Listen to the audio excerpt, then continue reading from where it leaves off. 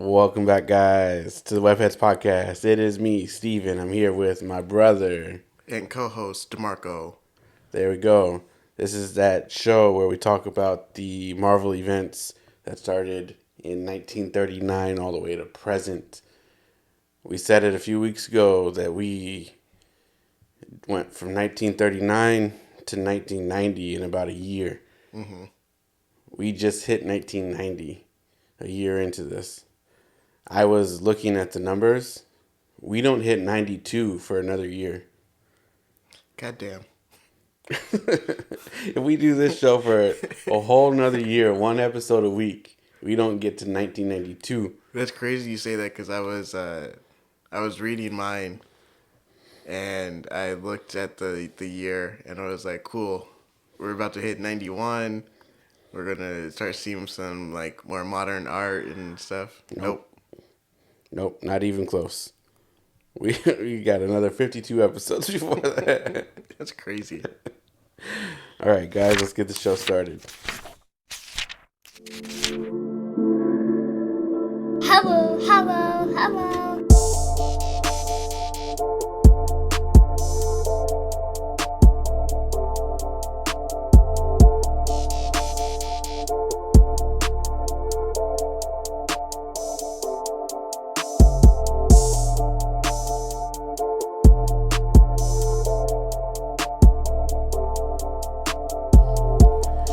All right, my man. So what have you been up to? Well, actually, before we start, just want to say rest in peace to Jason David Frank, the original White and Green Ranger. Oh, yeah. Yeah, I just found out today before we started the show that he just passed away. So, R.I.P. Damn. R.I.P. to him. But other than that, just doing. I just picked up Pokemon. Yep. Have you played it? Yep. Been playing it since Friday. Gotta say, very disappointed with the performance of this game. Has yours been glitchy? So I on handheld mode, not so much. On the dock though, man, like the music just cuts in and out repeatedly. Like I was seeing through walls and like all this other stuff, and I was like, yeah, I've only played it on hand. I've started it on the dock because Fariel was helping me pick my starter, and she hadn't gotten hers yet. So I played it on the TV for like 15, 20 minutes, but I've only been playing like exclusively handheld. Yeah. Since then, I'd say keep it that way. I usually do. I always think like, oh no, like I've always wanted to play Pokemon on the TV. Like when we were younger, it was like now I have the opportunity and I never do. I would say the only reason to play it on handheld, like for me, because I was playing it and I noticed in the beginning that Hoppip, that it looked like it was like had like a fuzzy texture. Yeah. And I was like, oh yeah, like I know they gave like a lot of like the Pokemon like upgrades to like their textures and they have like different looks now. So I was like, I want to see that in HD. And so I went in and put it on the dock and everything was just so glitchy. And normally, like when I get games and there's like problems with it, I'm like, all right, I can look past it. Like there's still like fun to be had. And like this game is fun, but playing it on dock mode is so like it ruins the experience. Hopefully Totally. they patch it too. Hopefully they can, because I mean it looks fun and like I didn't look up any of the Pokemon before. Yeah, neither did I. So like I'm just seeing all these Pokemon and I'm like, what the fuck is that? Yeah. I just yesterday I played and the last one I caught was I forgot what it's called, Mastiff or something. It's like a little dog. Yeah, I like that guy. Yeah. And so that was the last thing I caught. Yeah, it's cool because the characters are all the Pokemon are to scale. So like, you sometimes they're so small you don't see them. Yeah. So I keep hopping on the Pokemon to ride around, and then I don't like I'm going through the grass. I don't see this little cricket in front of me, and it's like all you see is that exclamation mark come up. I'm like, ah, damn it. I had somewhere to go. Yeah, I haven't been writing it just because I don't want to miss anything. Yeah. And then sometimes like the flowers that they have like in the field, I can't tell if that's a Pokemon, so I'll run over to the flowers and Yeah. be like, oh shit. Yeah, it's been cool. Yeah, like I said, I've only played it in handheld, so I Mm. haven't really experienced any glitches or anything like that. Um, but it's tough because it's just completely open world, and you can just do whatever you want first. Yeah. So, um, I'm used to like the instruction, like, hey, like go to this town next Mm. and find this guy, and then do this. So this completely open world thing is kind of throwing me off a little bit. And the map isn't super like helpful Yeah. because it's cool. But like I can't figure out how to get out of this fucking Grand Canyon area. It's like every time I look at the map, it doesn't really tell me clearly how to get out of here. So I'm like, all right, man, I'm gonna call it a night right here. And you picked up Violet, right? Yeah. Okay, so I got Scarlet. So Yeah, Fairyl got Scarlet too. okay. Yeah. But it's been cool. They have that option where you could turn on the connect to the internet and then do like surprise trades. Mm-hmm. So I caught like a couple LeChunks in the beginning, and then I was like, all right, let me try to trade them out. And then I just keep trading until I get something that I haven't gotten before, and that's how I got the Mastiff. Mm. But I pretty much end up just getting the same stuff that I already have. Yeah. But I think it's just because it's so early in the game. Mm. So it's cool though. Yeah. Yeah. Hopefully, I want to, once I get into it and start playing more, and like, I'm hoping hopefully they can patch it so I can play it on the TV, but also like, just so I can get more comfortable with it and play. Yeah. What else have I been doing? I don't think much else really. I've been really just waiting for this to come out. Yeah, I got the Mario and Rabbids Sparks of Hope. Mm. That one's pretty fun. Yeah. Yeah, I played the first one. The first one was fun. This one's a little bit more open, more like you move around a lot more. Mm. But it's fun. I only got it like a week and a half ago, so I haven't played all of it. Mm. So, but now Pokemon's taking over. Yeah. So it's gotta wait. But now I know I have something to. So I've been playing that on the PS5. I'm playing Red Dead 2 again. Oh, okay. And then I'm gonna play Red Dead 1 after that. Is it on there? On the Game Pass, or not Game Pass thing, the PlayStation Plus. Oh, okay. Yeah, you can. They have all that backlog of games on there, so I might hit that next. And what else? Haven't done anything. I know we went to a gender reveal for Furiel's brother yesterday. They're having a girl. Nice. Yeah. Sorry, I was gonna have a little cousin. 95% of the people that were at the thing were like going for a girl. So I think Fazil might have been Fazil and Nas have known for the last week and a half. Mm-hmm. So they set the whole thing up. But I saw there was only like 15 people there tops. But I only saw like one or two people that thought it was gonna be a boy. So That's funny that they had a party where the parents knew, and the party's more for everyone else. yeah, I was like, maybe you guys should have given us the information, or like just give one or two people the information, not you guys. But yeah, it was cool. Finally, another baby in their family, which is good because Zara's been the only one for the last 5.5 years. Yeah. So I need somebody on my side to have a kid sooner or later because the focus on my kid is a headache, to say the least. I need a break. But yeah, I haven't done anything else. I forgot. I was waiting for you to say I forgot. to finish. I completely forgot. I think we have a little bit of time. Okay. Black Panther, Wakanda Forever came out last week. Mm-hmm. And I cried. Yeah. So did I. A few times. That shit was emotional. Me and Ferio talked about it a little bit. I liked it. Yeah, I feel like I don't know why this is the story I tell people, but because everyone's like, "How was it? How was it? Was it emotional? Was it this or was it that?" And I always tell people, within the first 5 minutes, I was already teary eyed, and Danny looks over at me and says, "That was so emotional," and I look at her with tears in my eyes and say, "Yeah." Yeah, it was. Yeah, it was emotional. I wish they had spent. Well, because like the whole thing was just emotional, right? I won't get into. I'll try to not get into spoilers here because it's still only like a week out. Yeah. But that doesn't stop the internet. But I liked that Namor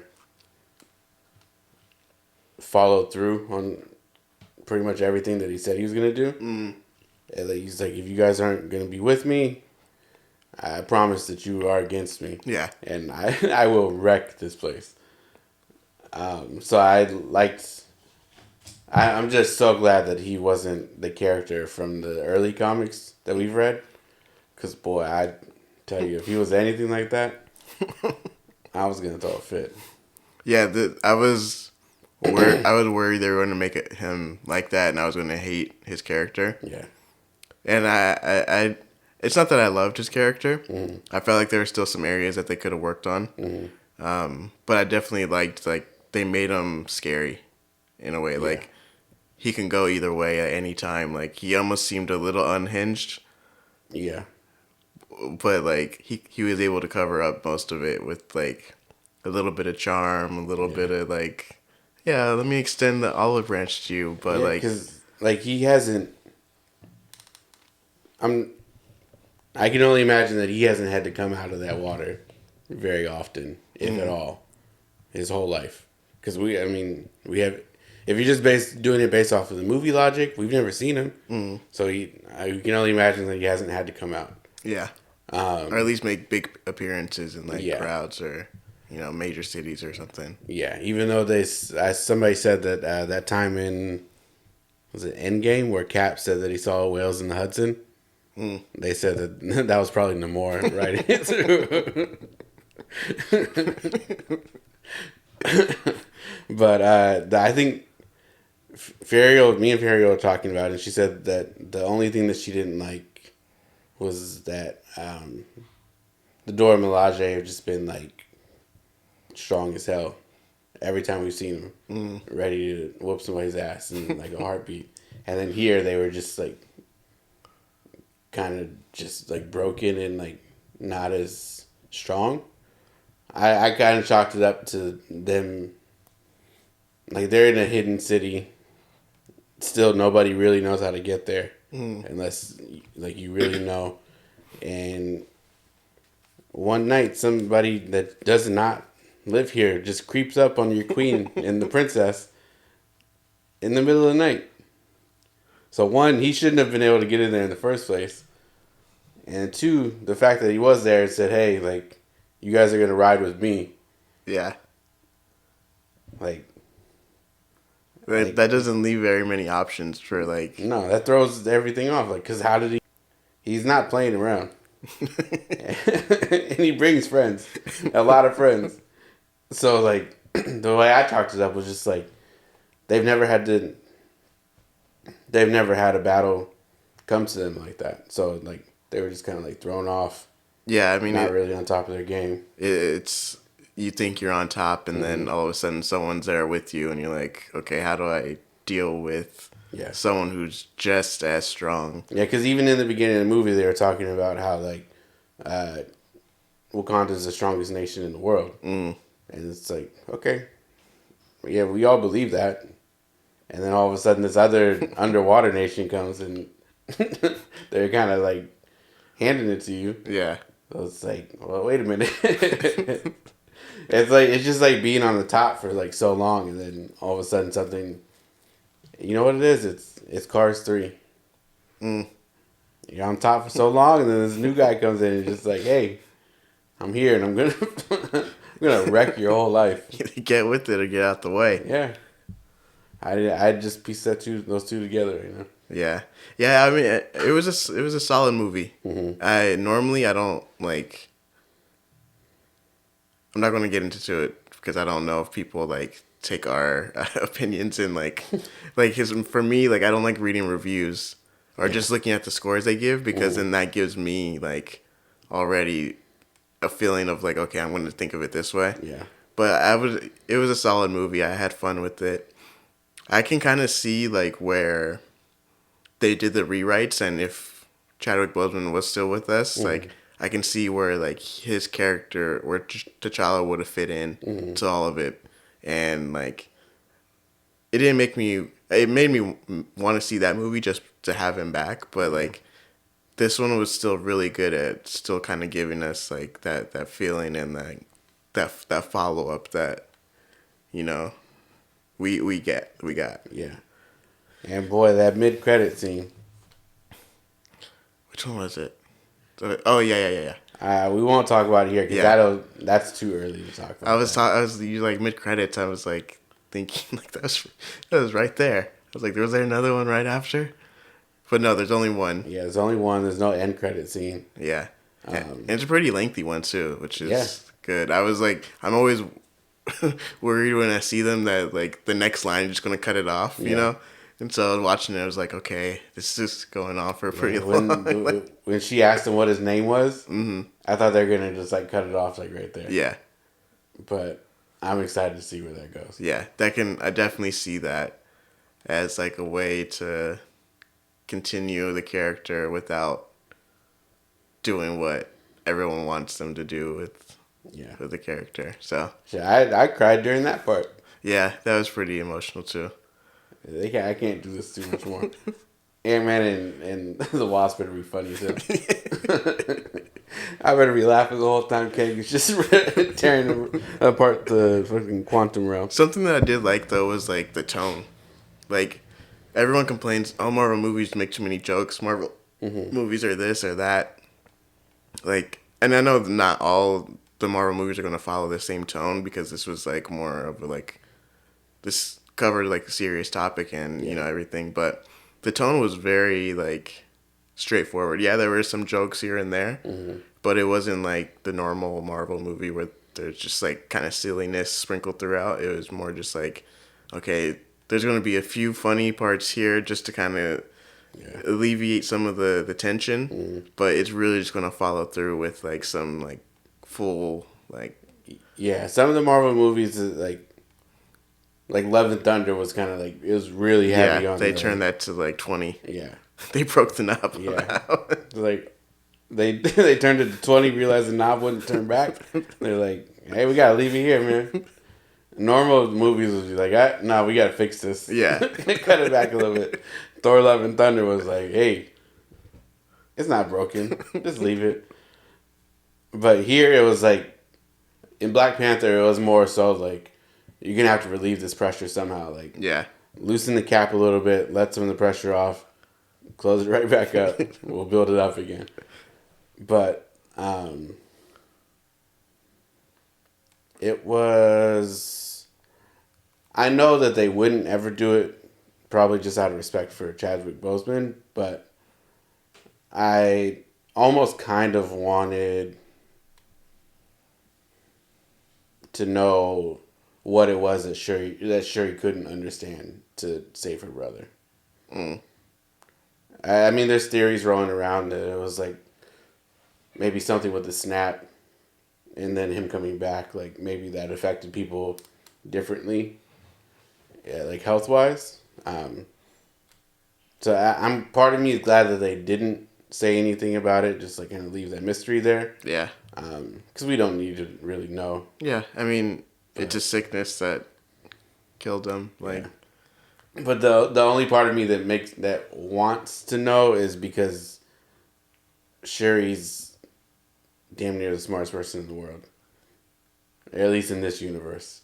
So like, the fact that she couldn't figure out what it was, it had to be something like serious. And And I was wondering about that too, just because, like, yeah, they don't say it. Yeah.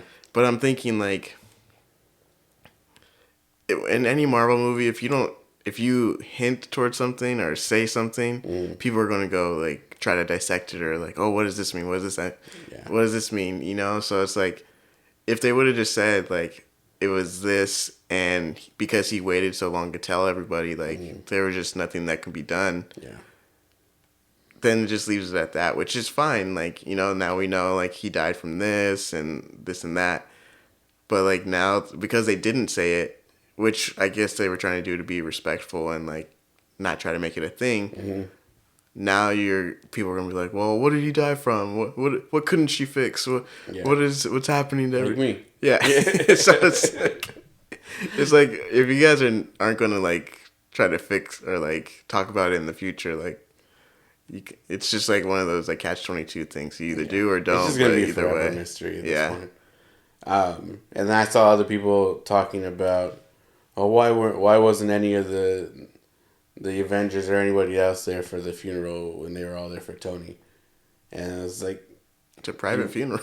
Well, yeah, one is a private funeral, and two, like he didn't tell anybody that like he was sick in the first place. That's why his sister was rushing to the very end to try to find something.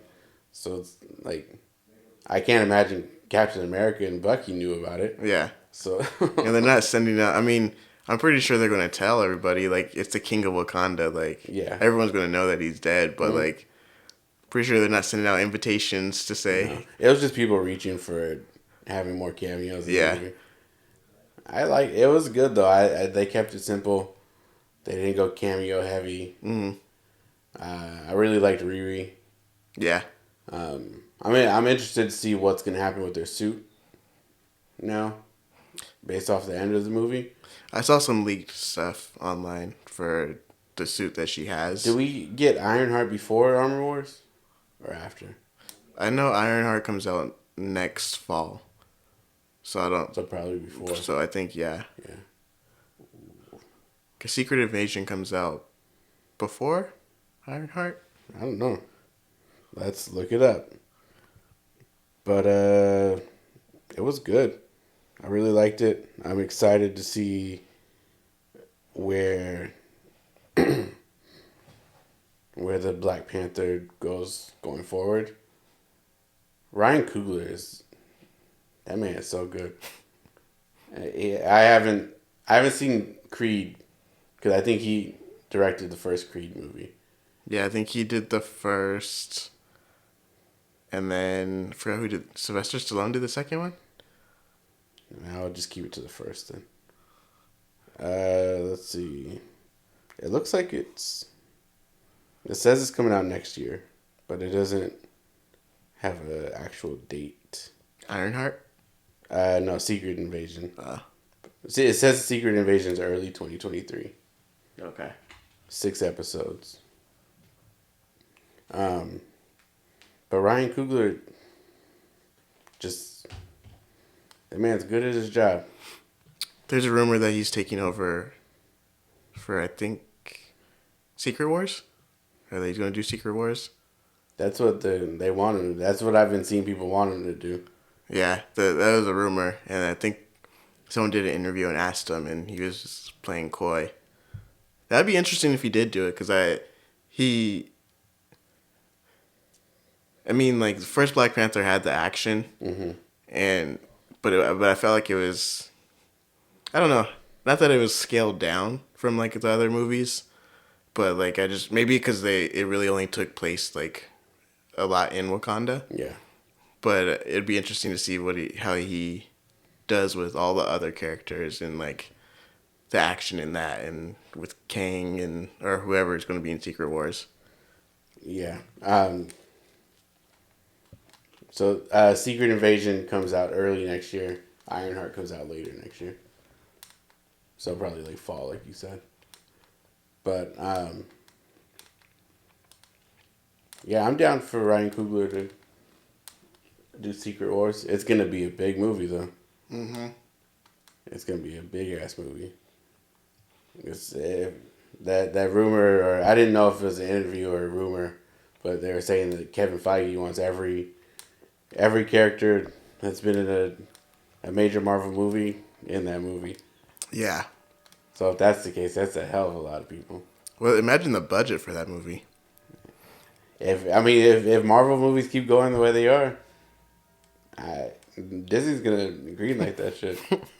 Hey, just here's the check. Just take it. I don't care. Just figure this shit out. But so I know that we have Secret Wars, and then what was the other Avengers movie? Oh, King Dynasty. Yeah. I don't know how you do Secret Wars in a single movie. A 3-hour movie. It might have to be like a 3-hour movie. Is King Dynasty coming before or after Secret Wars? I think it's after. Yeah. I mean, unless Kang is like the ruler of, unless they do like a what was that movie? The 2015 Secret Wars, where Doom was like the king of Battle World. Yeah. And Kang, where everything that happens in Secret Wars is still happening in King Dynasty. But they kind of just, that's the conclusion of it, you know? Like they do with that might be it. Infinity War and Endgame. Yeah, because I don't see how if you're planning on bringing everybody back like that to make it bigger than Infinity Wars and Endgame, yeah, you can't fit it all in one movie. That would be pretty dope, because then like they can do like, what was it, the Thor corpse in Secret Wars when they had all the Thors? Yeah. That would be pretty cool to see. That would be kind of cool. We would see different Spider-Man probably. So it's the King Dynasty first and then Secret Wars. Oh, okay. Yeah, so it'll probably be a multiversal war, the King Dynasty, which leads to Secret Wars. Hey, that last year is just with what they have right now is gonna be nuts. Deadpool's supposed to come out around that time too, right? November 2024. Yeah. And then Fantastic Four is February 2025. Those seem so far away, but they're really not. Yeah. We're about to be in 2023. It's only like 2.5 years. That's nuts. But it's going to be crazy because Fantastic Four is February 2025, and then King Dynasty's May 2025. So I wonder if Fantastic Four is going to just lead right into that. Definitely gonna like, or if it's going to post-credit scene it. Yeah. Yeah. That's going to be nuts, though, to have... Because Fantastic Four is going to be a big-ass movie. Just based off of... Do you think they're going to do a big movie or more like just like a smaller, like, character-based, like... movie? I think it'll be, like, smaller character-based kind of thing, but I think the implications of what happens there are going to be, like, big shit. Yeah. I do think that people... I kind of want to see those rumors happen where people were saying, oh, with Secret Wars and all that stuff, like, everything kind of reboots. But I'm interested to see how everybody falls into that reboot. Yeah. With that, especially with Fantastic Four being right there at the end. And we still haven't gotten X-Men. So, I guess we'll see. Yeah. We will see. What if Krakoa is like its own battle world, and when things kind of come back to, like, if the universe or like the worlds can go their separate ways again, or like if they can't, it's like the ultimate universe and like the main Marvel universe when like they did the incursion, some of the characters stayed over. What if it's like that? Like, it just kind of we get like. So everything kind of reboots, and then these two worlds kind of just have this incursion, like Doctor Strange is trying to avoid right now. And then, yeah, we get Iron Man back because we get the one from that. Yeah, from world. the universe. And then we get a Captain. Well, we could get a Captain America, even though we have one already. Yeah. But we could get a different. We could get a different Steve.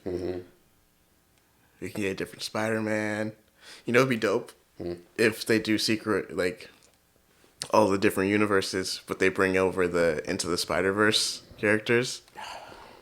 and they do like the animation, but like no one really sees it as animation, or maybe they do, and they're like, "Whoa, what's like?" You guys look crazy. Oh man, that'd be so dope.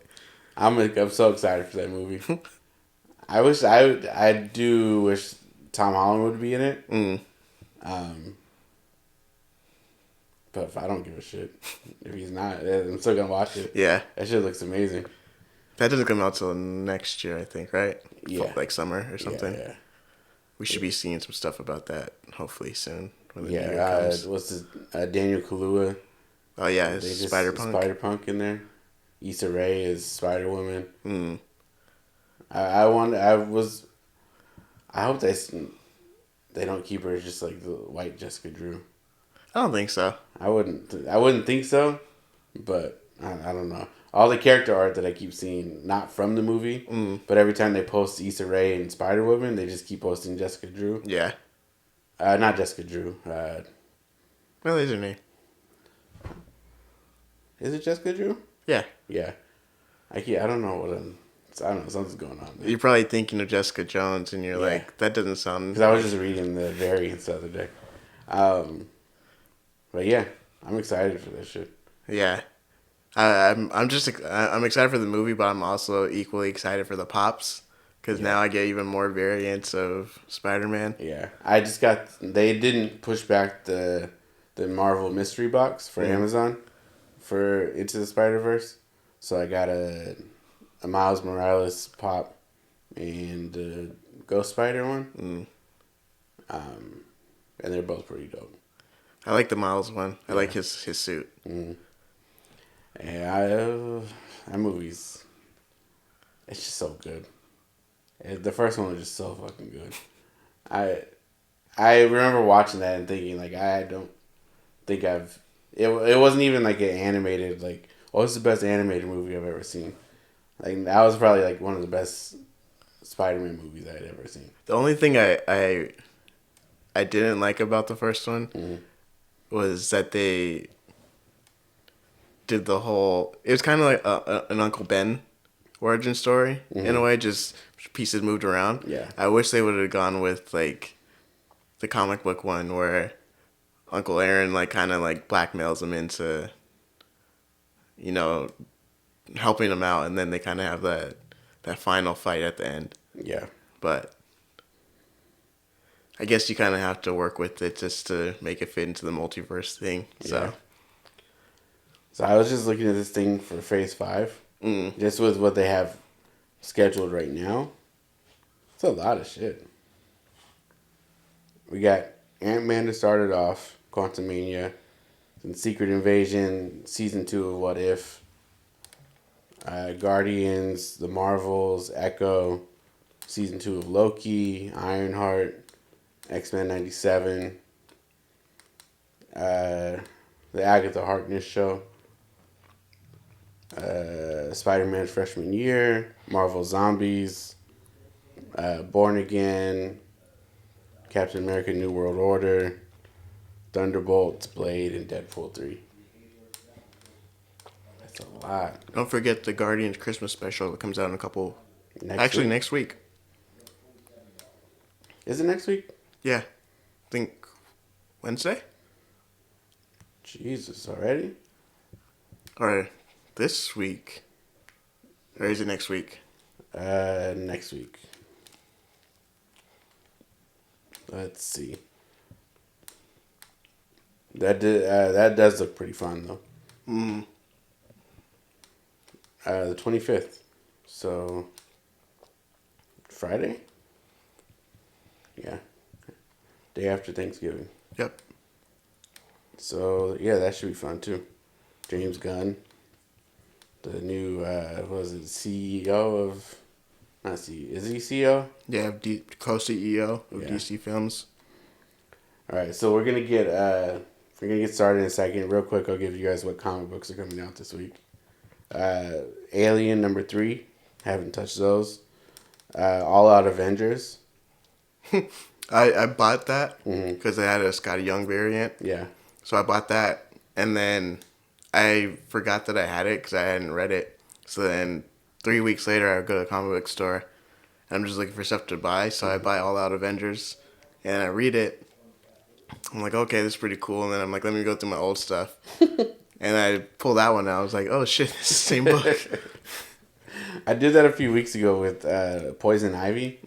The new issue came out, and I bought it, or at least I thought I bought it, and then I got home and then realized that I bought the previous issue again. I was like, fuck. So I had to go back the next day. But All Out Avengers is pretty good. Avengers Forever number 11 is coming out. I haven't been on that. Daredevil number 5. That one's been pretty good. Shit's really dark. Deadly Neighborhood Spider-Man number 2. That one's cool. The art's really good in that one. The Defenders Beyond number 5. Doctor Strange Fall Sunrise number 1. Don't know what that's about, but he looks really sassy on the cover. Genus Vale Captain Marvel number 5. That one's still pretty good. Midnight Suns number 3. I stopped reading after the first one. No, actually I got the second one too, but I'm not picking up number 3. Miracle Man, the Silver Age, number 2. That one was pretty interesting. I'm gonna get the second one just to figure out where it goes. Does it take place in the Marvel Universe or just some separate thing? To be honest with you, I cannot tell. I cannot tell. I couldn't tell you, but it's a continuation of the original story from like the late '80s. So we'll see. Star Wars Revelations number 1, Yoda number 1, X-Force number 34, Amazing Spider-Man number 14, and that's about it, guys. What else we got? Nothing. We're gonna get straight into our story today, guys. So, like I said, we do these events in chronological order.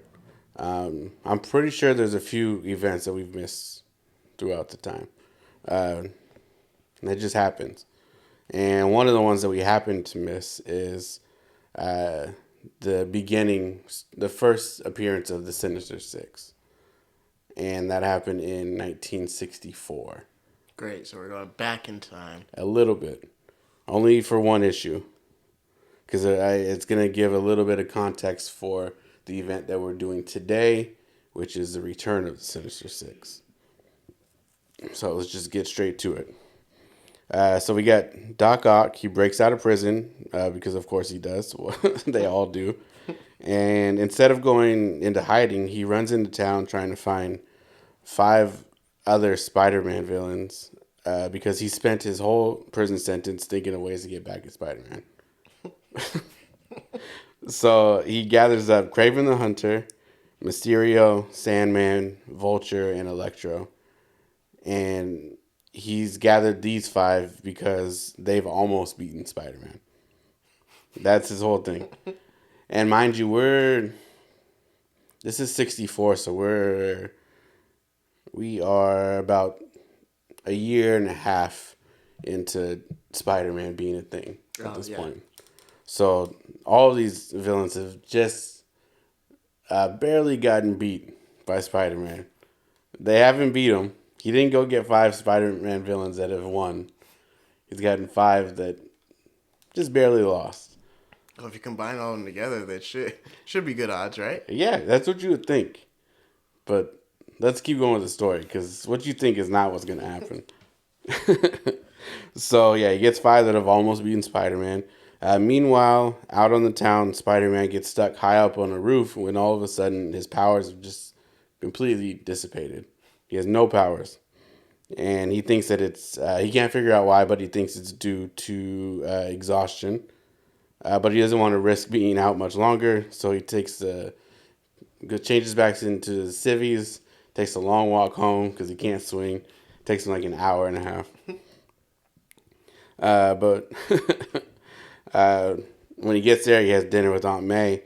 The next day, Peter decides to spend the day just wandering around the city, stressed out because he didn't know what happened to his powers. They just disappeared out of nowhere. And he decides not to go to school that day. The school calls to see if he's okay. And Aunt May is now worried because she saw him leave for school. And now the school's calling, wondering if he's okay. So May thinks that maybe Peter's sad because something happened with his then girlfriend Betty Brant at the time, who, mind you, is working at a newspaper during the day. So she's living her full life as an adult, and her boyfriend is still going to high school.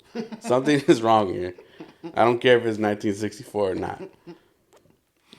So where was I? So Aunt May thinks that something's going on with Betty and Peter, so she decides to head down to the Daily Bugle to go talk to Betty, inserting herself in this relationship. And then we jump over to Doc Ock, and he's gotten those nasty villains to finally agree to come together to defeat Spider-Man as a team. And that sentence is very important for the rest of this episode. He got 5 other villains, including himself, so that's 6, to team up together to defeat Spider-Man. Remember that, okay? He then sends them to kidnap a girl that Spider-Man has seemingly been interested in over the last few months, which is Betty Brant. And how do they know that info? I don't know. I have no clue. They don't make it clear. Yeah, so were they all in, did you say if they were all in jail or just Doc Ock was in jail? Just Doc Ock was in jail. I'm pretty sure the other ones escaped a while ago. No one cared to look for them. When do they ever? You know where they're at. Oh, we lost another one today. All right, well, write up the report. That's 2 this week. We gotta find them. Well, we'll see. So, yeah, they want to go kidnap Betty. And then Aunt May arrives at the Daily Bugle right as Betty's walking out of the building. This is bad timing for the both of them because as soon as Aunt May says hello, they both get thrown into the van and taken away. So a few moments later, Peter shows up at the Daily Bugle looking for Betty, and he walks into J. Jonah Jameson's office, and the Vulture is in his window telling Jonah to print up a message for Spider-Man saying that the new Sinister Six are all waiting in 6 different locations. And they each have one clue as to where the other members are. And he's going to have to make it through all of them to find Betty and Aunt May. That sounds like a really bad plan. It's a horrible plan because you guys teamed up as a team to beat this man and then separated immediately. You guys all got together because you all barely lost to Spider-Man alone. And then you team up and then fight him again alone. I wonder if the writers of this knew that this was stupid, but they're like, kids are dumb. They had to. Like, they had to not ever think that an adult was going to read this and pick it apart because it makes no sense. So, so yeah, he has to go through every member of the team, and then that's when he'll find Betty, or what he thinks is just Betty, because he doesn't know that Aunt May got kidnapped too. So this sends all the superheroes in the city into a frenzy trying to find Spider-Man, and Peter decides he's going to fight the Sinister Six with no powers. So the first villain he finds is Electro, and he found him at Stark Industries power plant. After getting smacked around a bit, Spider-Man finds that his powers are actually back. So then he starts to put in work on Electro. He gets his clue. He quickly moves on, and he. I just imagine like Electro like just laying on the ground, just like beat, and he pulls out a piece of paper. It says "Clue 1" and just hands it to him. I'm not even joking with you. That's almost exactly how it is. He's like, he beats him, and then like he just has the clue like up like this. And so after he beats him, Iron Man shows up to the fight, and then he asks Spidey if he wants his help. He's like, "No, I gotta handle this on my own." And then he just goes off. The next baddie he faces is Kraven, who's waiting in Central Park with 3 tigers. And this might be the easiest fight Spider-Man has ever had. He beats the tigers first, and then Kraven gets his clue. He tries to take off on Oh, sorry, no, he beats the Tigers and Craven. Like it seems like it's like there's 3 Tigers and Craven. It seems like he beat him in like 4 punches, and then he gets his clue and then just takes off. I love that these villains are so honor bound. Yeah. Like, all right, you beat me. Here's your clue. Here. Like, you know what you're doing. Yeah, like you didn't even have to actually have a clue. You guys could have just like left it at Electro and just like, oh, if he beats you, just say, oh, I don't have a clue. Yeah. We're just gonna kill this girl anyways. Like you didn't have to do any of this. They're like, no, we have to give him a fair chance. Doc Ock is like in the meeting with all of them. Like, if he beats you, you have to give him the clue. Promise me now. This isn't this clue. I'm being serious with you. If he beats you, you give him the clue. But what if no? You give him the clue. You're not. It's not fair if you don't give him the clue. All of you pick out of this hat, and you will get the clue then.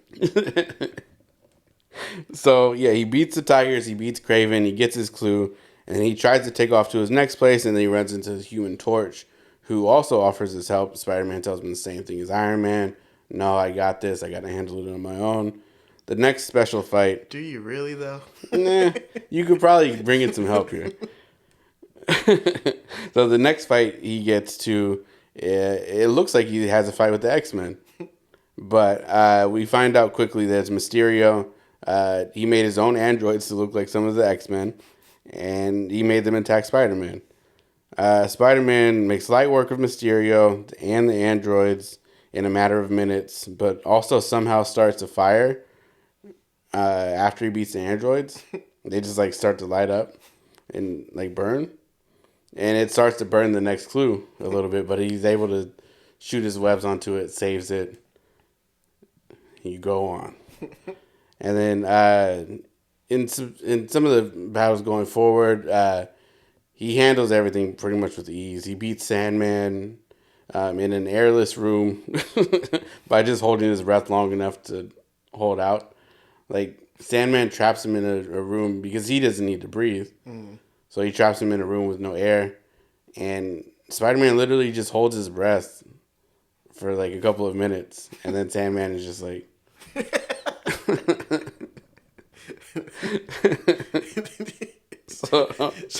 so he could have just let him suffocate, but after a couple minutes, he's like, "Damn, you're good. Here you go." Like, damn, you called it for that long? Yeah, man. I don't know, Doc. He just, I don't know how he got past. What was I supposed to do? I would have sat there all day. I'm honor bound. You told me I had to give it to him. My only challenge was you had to go past 3 minutes. The challenge was hold him here for 5 minutes. 5 minutes, that's it. He did it. He held his breath the whole time. What was I supposed to do? So yeah, he outlasts that whole situation with Sandman. He gets his clue, and then he goes and he finds Vulture flying over the city. He beats the Vulture's ass, and then he gets his last clue, and it's the location of Doc Ock. Doc ends up trapping Spider-Man in this giant fishbowl looking thing when he gets there, because he wants to fight Spider-Man in what he says is Doc Ock's natural habitat. A fish tank? I guess. Those are Doc Ock's words, not mine. So he said he wanted to fight him in his natural habitat, but he doesn't fill it with water, so I don't get it. Like I said, his words, not mine. Spider-Man beats Doc Ock pretty easily. He just in the fishbowl. He just shoots webs everywhere, and it ends up getting Doc Ock caught in all of them. So Spider-Man escapes. Then he comes back around the front of the building in his regular clothes as Peter, saves Aunt May and Betty, and then the cops arrest all the Sinister Six and throw all of them in one jail cell. And that was the original Sinister Six. So now, here we are, the return of the Sinister Six. This is 26 years later. Okay? So we start off with Spider-Man number 334. We start off with Electro. We see him heading to a warehouse tucked in the middle of nowhere, ready to steal a superconductor. What he doesn't see is that Spider-Man and his trusty camera are staking out the place, just waiting for somebody to do something stupid like this. Spider-Man makes his way into the warehouse after Electro to put a hurting on him, which is working in his favor until a set of mechanical arms come bursting through a wall. While keeping Spider-Man at bay, we see Doc Ock, and this is mid-fight, right? He explains to Electro that he planted the idea in his head to come to steal the conductor, which is one, I don't know how he did that. But two, okay, I get it, sure. So he could get him into the warehouse to make him an offer. So he did all of that, planted this memory in his head. You found him and then planted a memory. Yeah, you found. I can only assume that you found Electro, implanted, and instead of just offering him the position there, you're like, you put him to a hole. Yeah, meet me at this place. So, he brought him there to make the offer. Electro wants a safer place to talk about this rather than mid-fight with Spider-Man. So they crash through the ceiling, and they take off in Doc Ock's hovercraft that he has. Spider-Man saves a security guard from the falling building and wonders what the hell he just walked into. The next day, Peter goes to work at Empire State University, where they're working on a project using the Earth's ley lines as a power source, and they're planning on sending a satellite into space to do that. Then we jump over to MJ, Mary Jane, who is now Peter's wife at the time, filming her scenes on the show, and she keeps messing up when halfway through the day, the director almost dies when one of the stage light falls on top of him, sending him to the hospital. So after heading home, she and Peter decide to end their night with Aunt May and Aunt May's live-in boyfriend, Nathan Lubinsky. But as soon as they arrive, Nathan says, "Hey, May, I got to get out of here for a little bit. I'll be back." And he just rolls out on his wheelchair and takes off. Aunt May is a little worried right now because Nathan is a sickly old man. And she's worried about where he's going, so she sends Peter to just kind of like stay back and just follow him to figure out where he's going, because I'm worried about him. Follow my wheelchair bound boyfriend. He has a heart condition. I need to make sure he's okay. So Peter follows him. He ends up going to the bank, and then when Nathan comes out of the bank, he has a duffel bag full of 20s, like hella money in this duffel bag. Like, why do you have this? And Peter isn't the only one to notice the bag full of ducats. And a gang of hoodlums try to rob Nathan. And then that's when Peter slips away, changes into Spider-Man. The thugs do end up trying to rob Nathan. But Spider-Man shows up. He lays the smack down on all of them. He webs them all up, grabs the duffel, handing it back to Nate. And the old man just snatches it back. Doesn't say thank you, and he just wheels off with it. So Spider-Man takes off again. He changes back into his civvies, and he starts just following Nathan again. When Nate makes it back home safely to Aunt May's delight, Peter walks in a few minutes later with nothing but worry on his head. Because why does this old man take out this much cash when he has like a full-on heart condition, and they're not even sure if he's going to live past next week? Spend it while you got it. What else am I going to do with it? So, give it to you in my will? You, my girlfriend? You're just my girlfriend. You ain't my wife. I'm going to spend it, baby. So later on, we see Flip Marco, a.k.a. Sandman, arriving at his home where he's renting a room. And then all of a sudden, Doc Ock shows up, and he's waiting outside for him. And he asks Sandman if he wants some work. Sandman says no because he's on the straight and narrow now. But Doc Ock doesn't take no for an answer. It's weird that he's just renting a room. Does he even technically need to sleep? I don't know. You could just go to the beach and just. I never thought about that part. I didn't think about that. You're probably right. He's just wasting his money every month. You don't have to rent a room and make money to be on the straight and narrow. Just don't go robbing people. Yeah, I don't know. Does he even have to eat or anything? I don't feel if he doesn't have to breathe, he doesn't have to eat. Probably. Well, shit. He can just go to the beach, just turn into more sand, and then when he's ready to do whatever he wants to do, go to work or whatever. Yeah, it's not. You're not wrong. He never changes his outfits. No, he's in that same striped shirt for his whole life. I wonder what his roommates think. It's like, hey, this man wears the same shirt every day. You can't keep clogging up the sink with all this sand, man. What? There was a trail of sand behind you. Like, you know you can clean your shoes out before you get home, right? Like, so, yeah, Doc Ock's not taking no for an answer. And Doc has a package for the family that lives there with Sandman that has a bomb inside. And he says if Sandman doesn't come with him, he's going to kill the family inside. So Sandman's like, no, these people have been really nice to me. You can't do that. Like, okay, I'll go with you. So Sandman does ask him, he's like, why are you doing this? And he tells him that he wants to reform the Sinister Six. And then we jump over to Spider-Man 335. We immediately step into the Hobgoblin's fortress,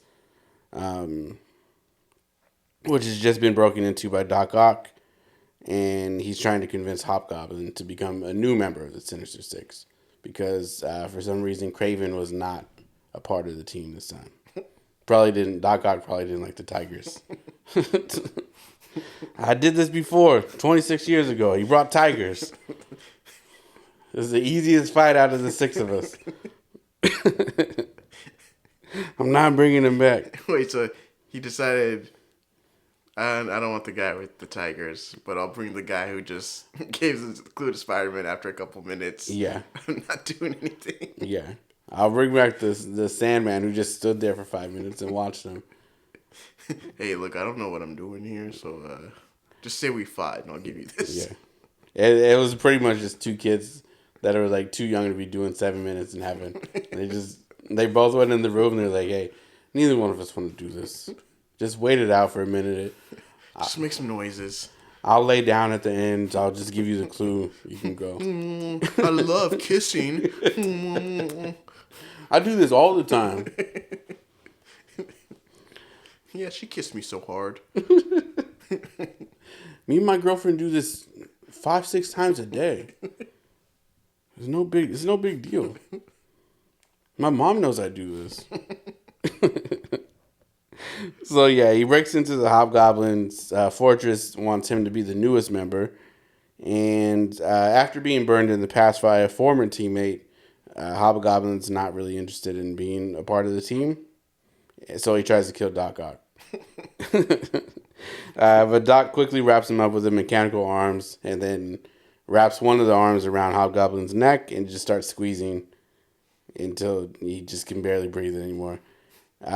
Almost dying, the Hobgoblin says, okay, cool, whatever. I'll be part of the team. And but he does threaten Doc Ock with being burned alive. And the Doc tells him, if you talk back to me like this again, I'll snap your neck. Like, I'm not playing with you. So, impressed, Hobgoblin just gets on the ship, the hovercraft with him, and he decides to listen to the offer. Doc tells him, I'm not going to give you any information right now. Head to this address, and we'll talk about it when I get there. So, Doc Ock has a real thing with, like, not wanting to just talk about it where other people, like, you want to talk about this now? I'll wait. He's a real sucker for like the thematics of it all. Yeah. I got a big offer for you, man. Hey, let's talk about it. Nah, not right now. We'll talk about it when I want to talk about it. You should just give them all like letters. Yeah. Meet me here at this place this time. It would have been a hell of a lot easier. Then you get all these villains showing up. What's this? What's this? And then what are you doing? Lights come on. I'm here for with an offer. Yeah, the lights just pop on as Doc Ock on a stage. Yeah. I'm here to offer you guys greatness. There's a man who's been beating our asses for the last 30 years.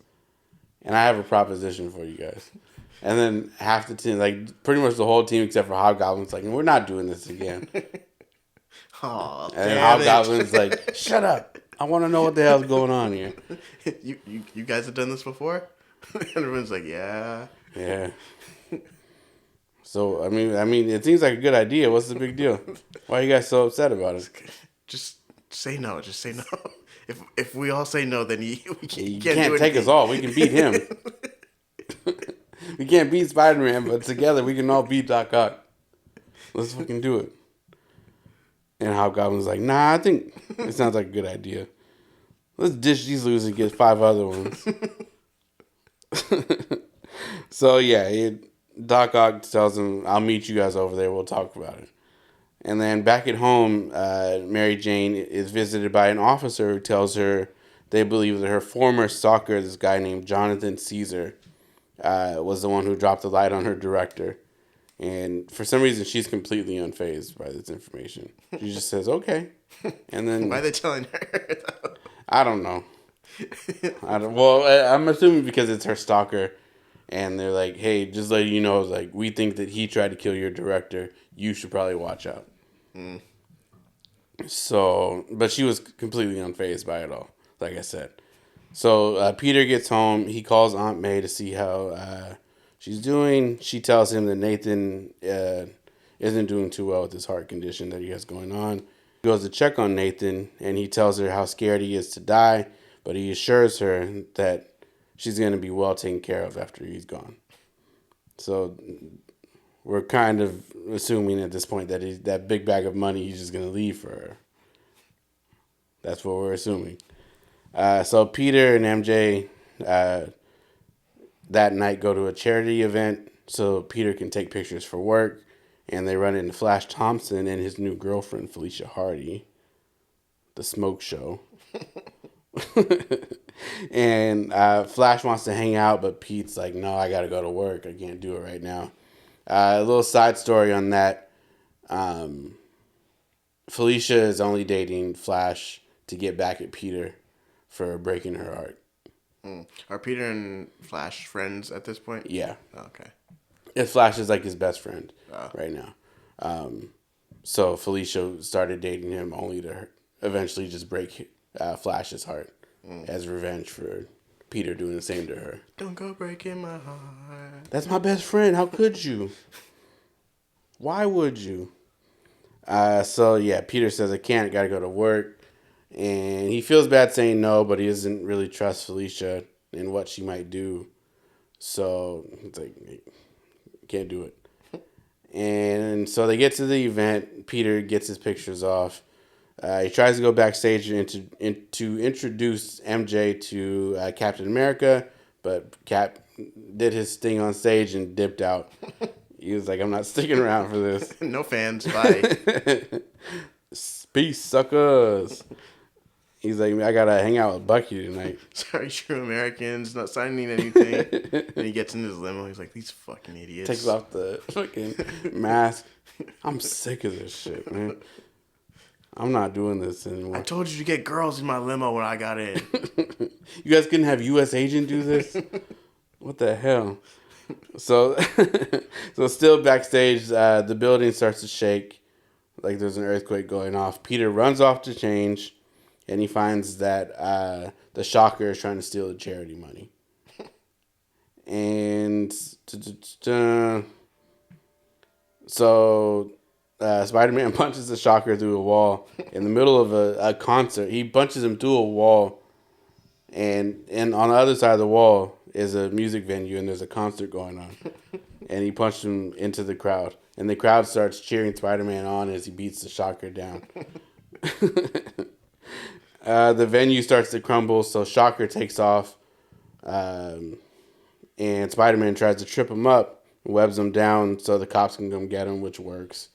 But the Shocker has no other part of the story at all. He's not a part of the team. It's funny you say that because I was just thinking about why, like, I was just thinking about a random, arc in, like, a Spider-Man story where, like, I think it was, like, the end of the Superior Spider-Man one, the Goblin Wars one. Yeah. And Green Goblin's doing all this stuff around town, and I'm thinking, like, how come none of the other villains decided to, like, strike at this moment? Mm-hmm. And then I was thinking, oh no, they probably did, like, a couple issues or, like, one issue where one villain just kind of, like, pops up and Spider-Man takes him out. And that's exactly what this is.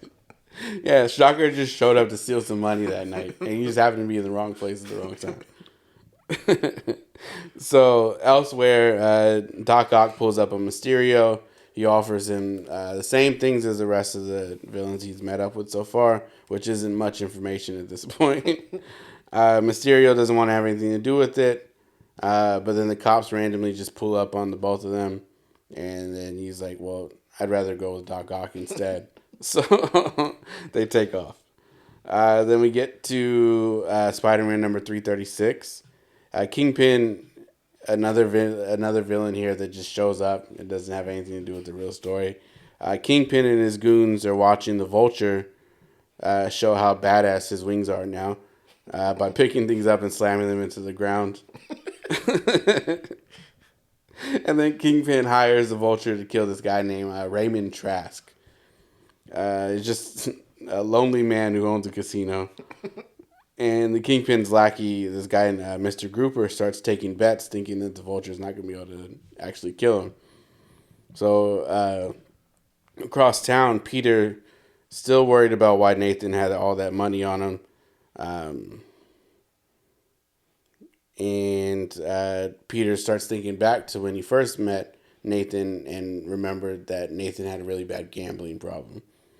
So he thinks, like, my aunt's already taking care of this guy, doing everything that she can for him. Like, I can't have him with a gambling problem and maybe somebody shows up to the house to collect that money. It hurts my aunt. He goes down this whole rabbit hole of what could happen. So, and on top of all that, he has a heart condition. So, like, you waste all this money and then all of a sudden they just show up and take my aunt because you're dead. That's kind of fucked up. So Peter shows up to Aunt May's, and she's excited. He asks her to make him a drink or something, and then he runs to go talk to Nathan about what's going on. And then when he asks Nate about the money, Nate tells him that he got it from cashing out his life insurance policy. And then Peter's pissed off, thinking, like, no, this, like, whatever you're doing right now is going to fall back on my aunt. Like, you can't do this. And Nathan just tells him to mind his business. And then Aunt May walks in with a drink. She's so excited because her boys are spending time with each other.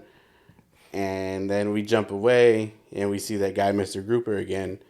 And he finds this career criminal, this guy named Chance. And he hires him as a backup in case Vulture doesn't actually do the job that he's hired for. We jump back to Aunt May's house. We see Nathan on the phone by himself, and he's asking what the odds are on Vulture killing this guy Trask. Yeah, but he gets pissed off when the odds are still like a 50-50 kind of thing. Like, it's like you're not really winning too much money either way. And so the guy is like, do you want to change your bet? Nathan's like, no, leave it with what it is. And then at the same time, Peter is at the launch of this guy, Raymond Trask. He just bought a new yacht, and apparently he's throwing a party for it. So Peter's there to take pictures for the Daily Bugle. Little does he know, Nathan and Aunt May are on their way there as well. When Trask comes out, Vulture immediately starts attacking, but Peter gets off, changes in Spider-Man, comes in to save the day. And Vulture tries to take off, but Spider-Man shoots a line of webs to hold onto his leg, pulls Vulture hard to the ground, starts beating his ass. That guy Chance shows up to murder Spider-Man because he's just kind of fucking everything up when he should be going after this Trask guy. And but Spider-Man's just handling pretty much everybody here. But Vulture comes back into play after being thrown to the ground, and he grabs Aunt May as a hostage out of all the people in the crowd that are watching this thing. he just happens to grab Aunt May. The frail old woman. Yeah. And as he tries to fly off, Nathan's like, "Nah, I'm not having that. That's my girl." So he he gets out of his wheelchair and jumps on the Vulture's back. So Vulture kind of freaks out. They weren't high up, so he just lets go of Aunt May, but he just starts flying off into the air with Nathan on his back. So Nathan's freaking out, understandably. Vulture's getting pissed off because he can't shake Nathan off. And then he just starts flying back towards the yacht. And as he's starting to come down, he's able to shake Nathan off. But now he's hella high up in the air. And it's like, well, Spider-Man's like, well, now I got to fucking save Nathan here. So he goes in for the save. And the cops, he's like, well, I'll let the cops handle Vulture, whatever. But Doc Ock shows up in his hovercraft, takes Vulture away. And Spider-Man was able to catch Nathan, but, I mean, with the heart condition, it's not ending well. So we see that Spider-Man caught him. It was a little too late for his heart. It started to give out, and before he reaches the ground, he passed away. But he has Aunt May by his side. She's able to say her goodbyes there, and that was pretty much the end of Nathan there. And I was thinking, just like the Vulture is just a normal guy in like a flight suit, and I was just thinking like real life, like how many hits people can actually take in like a fight before they're just like unconscious. And these are just two normal people fighting, but like you have a super powered person punching a normal person. Like I'm gonna take maybe 1-2 hits. Yeah, I just have a suit on. Like in the comics, it doesn't even like you don't even have a mask to cover your face like the movie. I just imagine Spider-Man just shooting the web, grabbing him, pulling him down, jumping on top of him, and then he dies. Yeah. Like, it seems like it should be simple enough. Like, unless your wings are doing all the fighting for you. Yeah. Then cool. But even then, like, you're still a frail old man. Like, what part of your suit is, like, powering you enough to when you get punched in the face by Spider-Man? And I know Spider-Man pulls his punches. Yeah. But, like, I know he doesn't pull them enough to where he's just equal terms with these people. Yeah, like, you're still punching the old man. Yeah. Like, even if you're pulling your punches, you're still punching an old man in the face. Like, that's kind of messed up when you think about it. So we jump over to 337. So a few days later, Aunt May, Peter, MJ, and all of Nathan's old friends are at his funeral. After the services, MJ tells Aunt May that she should come stay with them for a little bit, but she just wants to be alone. And as insensitive as it sounds, one of her worries was, one of Aunt May's worries was,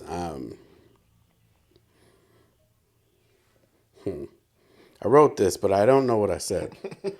So I'm just going to read it and hopefully it makes sense as I go. As insensitive as it sounds, one of his worries, are gone with Nathan. So Peter's worries. One of his worries are gone with Nathan's passing, but Aunt May's health has filled that spot. Along with his project at work, the ley line thing, and whatever the hell Doc Ock is planning right now. So he's pretty stressed out. In a warehouse in dirty Jersey City, the newly reformed Sinister Six are all meeting for the first time. Doc's plans for them is to hold the world ransom. Mind you, this is a team of villains who came together 26 years ago to kill one person, and then they separated to fight him individually, even though they formed the team because they couldn't beat him alone. And now he wants to take over the world with mostly the same people. So I don't know. A guy who can turn into sand. Who doesn't want to fight anymore? So he plans to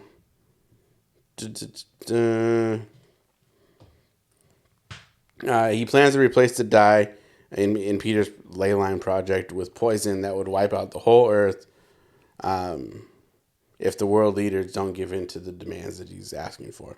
Sandman says he doesn't want any part in mass genocide, and the doc tells him to shut up and think about the family that he lives with.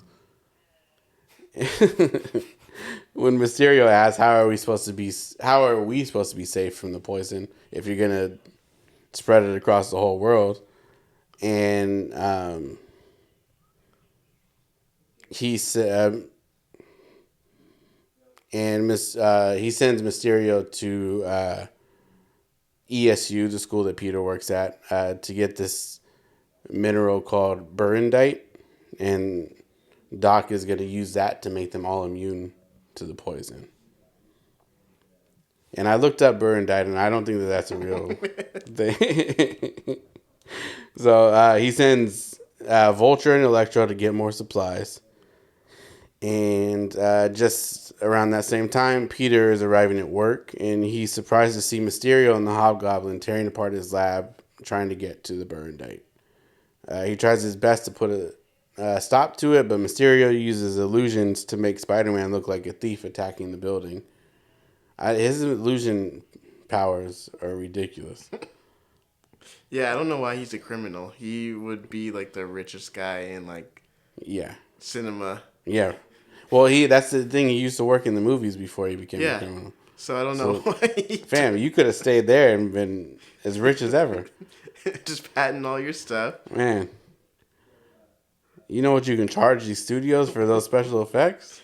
You'd have like the best special effects studio in the world. Especially at that time. You would have went up. So he makes all the lab workers think that Spider-Man is just some random person stealing from them. All the lab workers jump Spider-Man, which keeps him occupied long enough for Hobgoblin and Mysterio to exit with the burundite. After getting whooped, Spider-Man hears over the radio that there's been a big attack over on Governor's Island. And then over on Governor's Island, Sandman and the Vulture are stealing a large-scale underwater military tank. And Spider-Man gets there. He gets thrown off of the tank.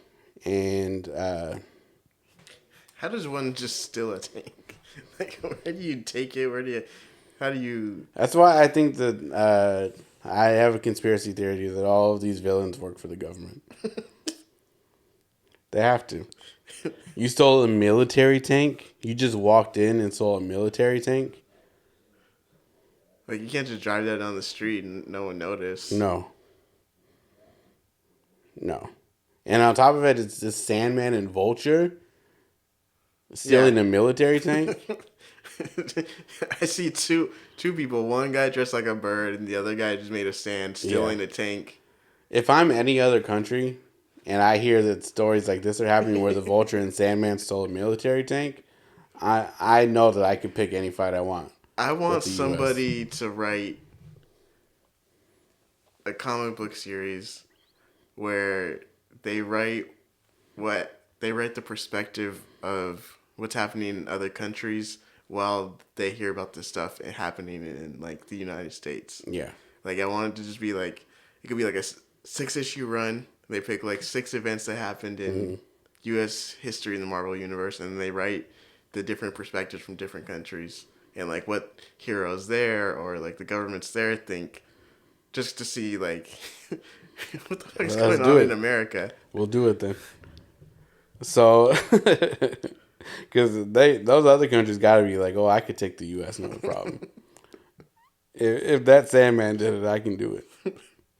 So, they take the underwater military tank. Spider-Man gets thrown off and confused by Sandman while they're fighting, and the two of them end up escaping. Spider-Man then hears on the radio again that Electro is attacking a building across town. Somewhere else in New York, that guy Jonathan Caesar that I brought up earlier, the stalker, is planning his honeymoon vacation when he plans to whisk MJ away. Basically kidnap her. So, a little while later, Spider-Man catches up to Electro again and sees that he has a full satchel of building plans And Electro wastes no time stunning Spider with his electric powers, and he gets away. Pretty simple. Electro did drop some of the plans though on his way out, and Spider-Man finds out that he has the building security plans for this place called Cordco, which is a company that Spider-Man is working for along with the school. So he kind of is piecing things together, and it's not looking well for Spider-Man. So back at the warehouse, Doc Ock is working on his immunization that's going to make his whole team immune to the poison that he wants to release. He tells the team that the next step is to do a B&E on Cordco and switch the dye that they were planning on using with his poison. And so then we jump over to 338, Spider-Man 338. For some reason, my font is a lot smaller on this one, and I don't know why.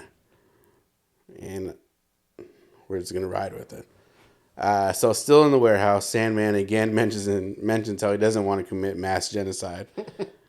And Electro tells Doc Ock under his breath that they should just get rid of Sandman. Like, yeah, we got to get him out of here. He's going to fuck something up here for us.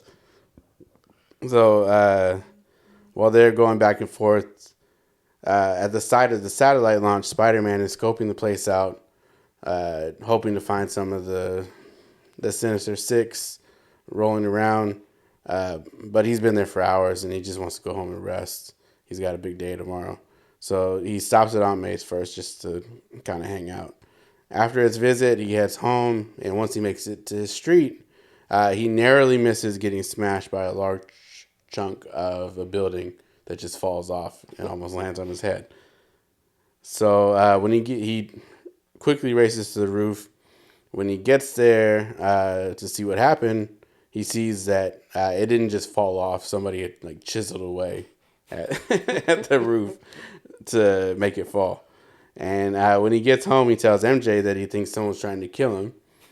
She immediately thinks that Jonathan Caesar is behind the missed attempt on Peter's life, but Peter just blows it off like there's no chance. He just was stalking you. He's not trying to kill people. That's not how that works, Peter.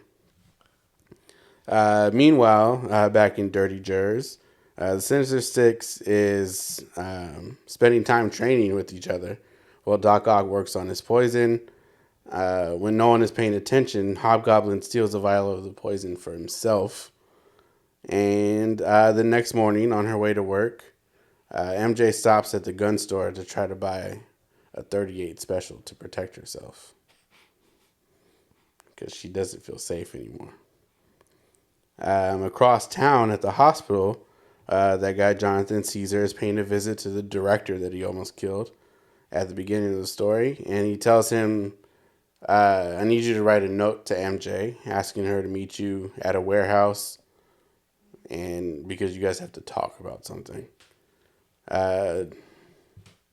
Or he says, if you don't do it, I'm gonna poison you. I'm gonna kill you. So he writes a note, and then that Jonathan Caesar guy just says, well, fuck it here. And he poisons the guy. So he kills him anyways. And at work, Peter is ready to launch the satellite, but his spider sense starts going nuts. And then seconds later, Vulture and the Hobgoblin attack the launch site, while the other four of the Sinister Six attack the guards and head towards the satellite. Peter runs off to change, and he's completely shocked at the fact that Dr. Octopus has reformed the Sinister Six. So we're this far into the story, and Peter hasn't pieced together that the Sinister Six has gotten back together. Even though Doc Ock has shown up multiple times to pick up the villains that he's been fighting, he hasn't pieced this together. So then he starts fighting. He starts by fighting Electro while the guards are at the satellite, fighting one of Mysterio's illusions. That's got to be nuts to just be fighting illusions. Yeah, I feel like they use illusion interchangeably with like decoy or something. Because If I'm fighting an illusion and I don't feel anything, Yeah. I'm gonna know pretty quick that I'm not fighting a physical being. Yeah, unless like part of his illusion is just like that it feels like you're actually hitting something. Then you need to get out of this business and Yeah, give I him mean, special effects. you can turn your life around like Sandman and get out there, dude. So yeah, the guards are out there fighting the illusions. Doc Ock is heading towards the satellite to install the poison, and he tells Sandman to guard him. Spider-Man is preoccupied with Electro, Vulture, and Hobgoblin right now, and he beats them to a pulp, and then he finally swings over to Doc Ock, and he hears him going on about how he's going to poison the whole world to death. Spider-Man tries to shoot webs at Doc Ock, but Mysterio melts him away with his illusions. Again, I'm not sure what is going on with those things. If their plan is to kill everybody, what world are they going to? We'll get to that. So Spider-Man falls towards the ground because his webs melted. So he falls to the ground. He lands on top of Sandman. And then when Doc Ock tries to come in for the kill, Sandman blocks him from doing so. Ock pulls out a gun and starts shooting.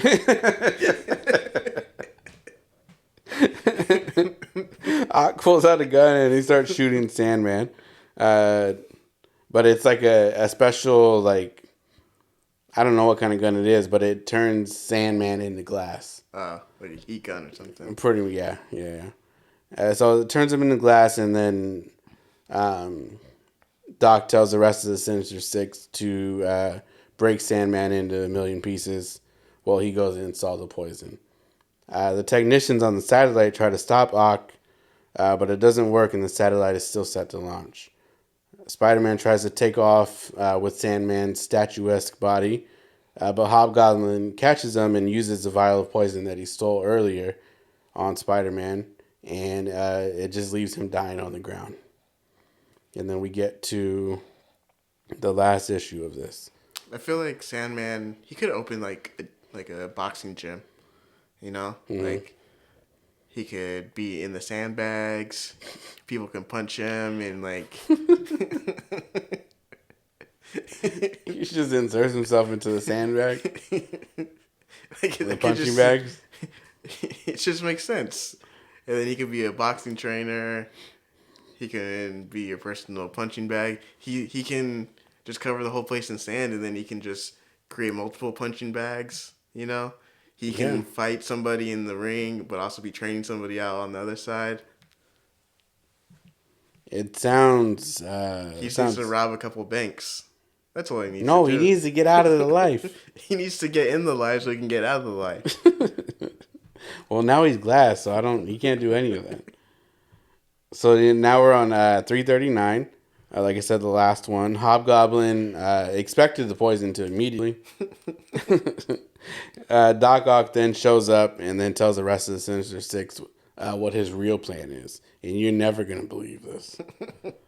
So, killing the whole world would be useless, like you said.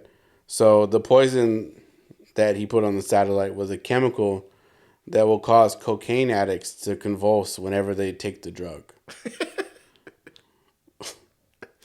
The only way to stop the convulsions is to use burndite, the mineral that they were stealing earlier. That's so specific. Yeah. He believes that cokeheads will spend their already limited money on burndite so that they can spend the rest of their already limited money on cocaine. And this will run his money up, and then he can rule the world that way.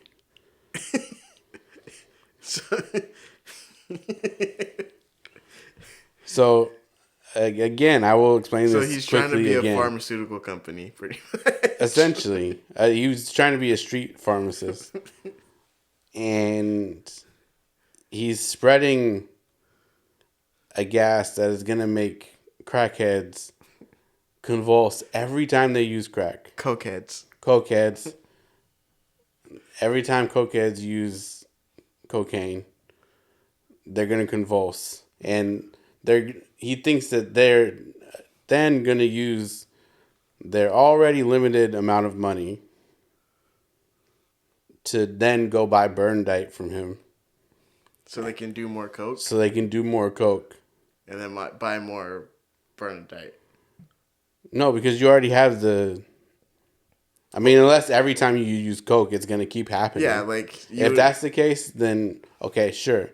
But they maybe have $40 on them. They got their coke. Maybe he's thinking more higher ups. Business people. Maybe. I mean, I know some functional cokeheads, so... I guess.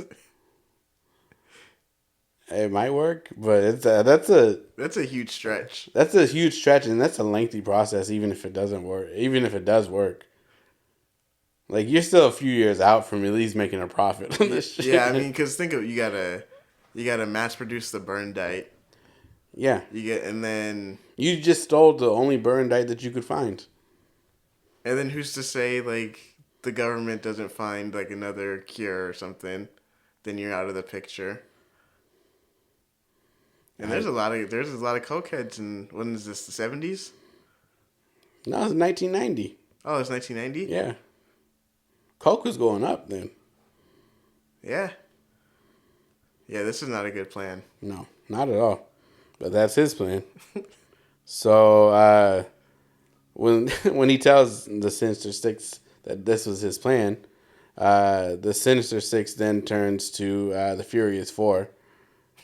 And they try to beat up Doc Ock for lying to them basically this whole time. So pretty much, if you're not on coke, it doesn't do anything to you. Yeah, that's it.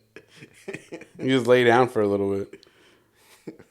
I mean, but in that opportunity, they should have tried to kill Spider-Man. Yeah, you had him on the ground, like. So you poison him, and then you just sit there and watch over him. After 5 minutes of him just breathing on the ground slowly. Are you alive? Do you need help? Like, you have an inhaler? You don't even kick him a little bit just to see if he's like, what's going on? Just like, no, now is like, after, like if you give him poison and he's still breathing after like a minute, you just kill him. Yeah, you're already there. You're there. You don't want the guy around. You've been trying to kill him. These are all villains who like talk the talk, but when it comes to it, they're just like, yeah. I don't think I can actually pull the trigger. No, I just kind of like, I was in this for the money, really. Like, I don't want to. I didn't want to kill anybody. Maybe Sandman was right. Like, what the hell are we doing here? So, okay. So the cops show up, and all of the Sinister Six take off. But Doc Ock is a little bit slower than the rest because he's been getting beat up. So Spider-Man catches effort to get away. Doc throws the gun that can reverse Sandman back into his sand form. He just throws the gun into the river, and that was enough to distract Spider-Man. But he flings a tracker onto the gun, and then he flings one onto Doc Ock as well as he takes off. His first job is to get the gun, and he does. He returns Sandman back to normal, and then Peter heads home after this long-ass day. He's like, I'm just going to deal with Doc Ock later, because this is too much for me. And MJ tells him about the note that she received from the director to meet up, and he gets a call from... and Peter gets a call from his coworker around the same time saying that he needs to get to ESU like ASAP. So they both just take off. They hop in a cab, both heading to the same direction. But what MJ doesn't know is that one of her co-stars from the show just called her to tell her that the director had died earlier that morning. So she thinks that she's heading to meet the director right now. But no. She's gonna go meet her #1 fan. Yeah. And you're going to see it's not going to end well. So yeah, we find out that the director died earlier that morning. When Peter arrives at the school, he finds out that the poison that Doc Ock let out earlier could destroy the Earth's ozone layer. So it's destroying cokeheads and the ozone layer. Which one's worse? You guys decide. So did Dr. Octopus know that when he Like he's a scientist. You would think you would know that. I'm 100% sure he didn't give a shit about anything other than the cokeheads. He didn't think about how that was going to affect anybody besides the cokeheads. Imagine that, how many people that nobody would expect to be affected by that gas would be affected. Just out of nowhere, just some of the people that you respect the most and love the most, all of a sudden just start convulsing. No, I don't do coke. I just had an allergic reaction to something I ate. I just ate some really bad stuff. Hold on, I gotta go to the bathroom real quick. I have allergies. No, the shrimp I ate. It's doing it again. No, I mean I have allergies. That's why I was sniffling.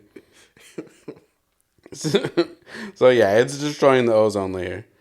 We jump back over to MJ. She arrives at the warehouse and finds a trap set for her by Jonathan Caesar. He immediately tells her, "Come on, we're leaving," and she understandably says no. His response is, "If I can't have you, nobody can." Not classic good. stalker line. Classic. So now we jump back over to Spider-Man. He's heading towards the tracker that he laid on Doc Ock. And he again finds that I don't know why he spends so much time in Jersey. I don't know, but he's always in Jersey. And then we jump back to MJ, and she's still stuck in the warehouse when the officer that came to her house earlier in the story to tell her that they thought it was this guy that was doing it. Officer Hal Goldman comes in, and he just shoots Jonathan Caesar. Kills him right there. Cold blood. Gone. And so MJ, shaking as hell, because she just witnessed somebody be killed right in front of her, just stands there with her mouth wide open, only to find out that the officer was actually her biggest fan. And then we jump back to Spider-Man. He's now face-to-face with Doc Ock, trying to explain the possible damage to the ozone layer. And Doc Ock swings on him, starting up a whole new fight again. Mid-fight, Doc swings wildly, accidentally causes an explosion, and Spider-Man rushes to save the Burnite, of all things, from being destroyed. Back at the warehouse where MJ is, we find out that Officer Goldman isn't actually a cop. He's a file clerk. And he's been following her because he thought that she needed protection from Jonathan Caesar after he was released from jail.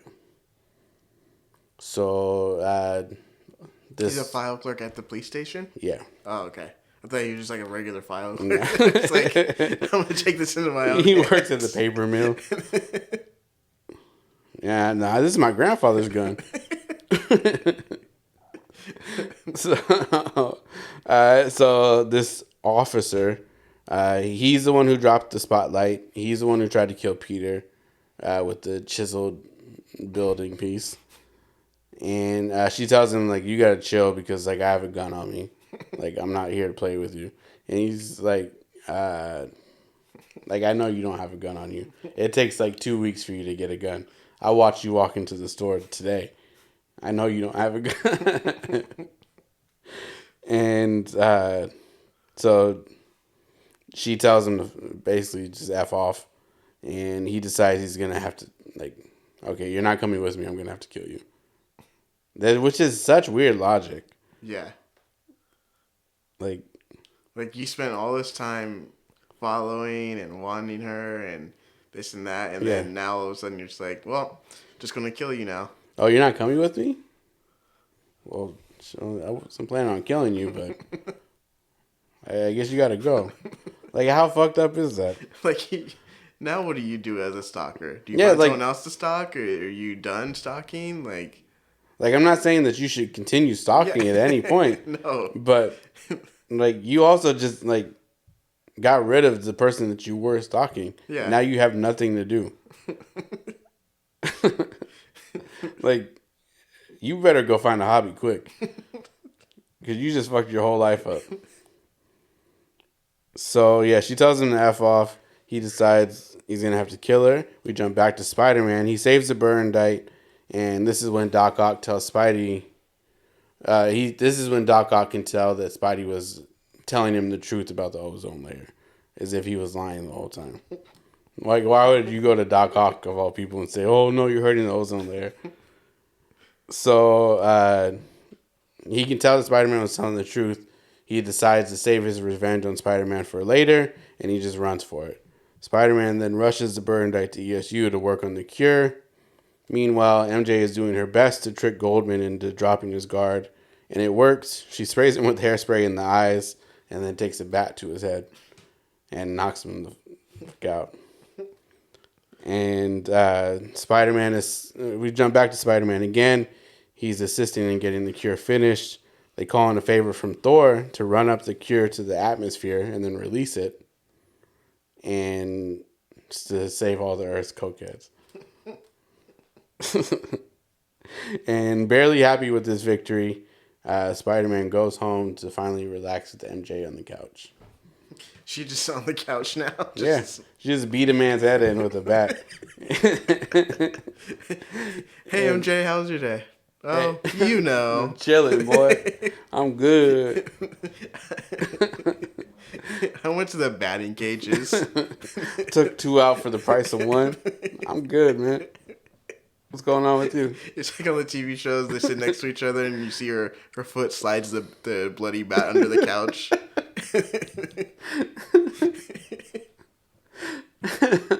Oh, you know, just a little batting practice. The heads were turning, you know? I was knocking them out the park. Oh, man. That was in a weird way, I liked it. It was kind of silly, but it seemed like it was a fun one. Yeah, it was some goofy parts and a lot of shit that just didn't make sense, but it was surprisingly good. I liked it. Let's see if I can remember. Yeah, I gotta turn that up. I'm giving it a house explosion, baby. All the way up. I too will give it a house explosion. Yeah, I liked it. I'm glad we didn't do the original Sinister Six as an actual event. Yeah, that episode would have been 20 minutes. What's the point of that? When I found out that we had missed it a few months ago, I was like, oh, like I'll just throw it in as like a like a throwback kind of thing. And then I saw that it was only just it was in Spider-Man Annual number 1. So I was like, nah. It was like 30 pages. It's like, no, I'll just... I saw that we had the return of the Sinister Six. So I was like, I'll just throw it in the beginning of that. And I think sometime next year we have Revenge of the Sinister Six. So who knows how they'll come back then. I kind of don't want to find out. Yeah, I mean... They're so stupid. You return... Do you really need revenge? Because... Who are you getting revenge on? Spider-Man really didn't do anything. Yeah, you need to get revenge on Doc Ock. He's the one who set you guys up. They're in the original one. They're so stupid. Why did you guys team up just to fight individually? Yeah. And then 26 years later, you guys get back together, and then you're all tricked. Yeah. All bamboozled. At least you guys teamed up this time, but. Yeah, you guys as leader just played you guys all the time. And they continuously go back to him as leader too. Like, why? He screwed you over multiple times. You guys are okay criminals by yourself. Just figure this shit out without him. And on top of that, he didn't even offer them anything that was life changing. Did they get a part of the cocaine head empire? He didn't say anything like that. He just when. Spider-Man really doesn't need to be, he's there because it's his story and they're his villains, but realistically, he didn't need to be involved with any of this plan at all. No. He could have just said, hey, I have this plan to control the world's cokeheads. You guys want in on it? I need help. They would have failed on their own. Because his whole plan was just to like really hurt cokeheads and then save them. Yeah. Like, I don't think the world would have let him get off with that shit anyways. Yeah. But yeah, I liked it. I thought it was funny. It was goofy and stupid all at the same time. But yeah, that's all I got on this one. And with that, folks, we'll call it a show. Call it a show. Thanks for listening. Thanks for coming back every week. Thanks for sharing it. Thanks for not talking to us. Always appreciate it. Always appreciate it. It's well, you guys are all well loved by somebody, I'm sure. And I keep staring at this sign in my grandma's room here, and I'm just gonna end it with imagine. That's it. I don't know what that means to you, but bye. Bye.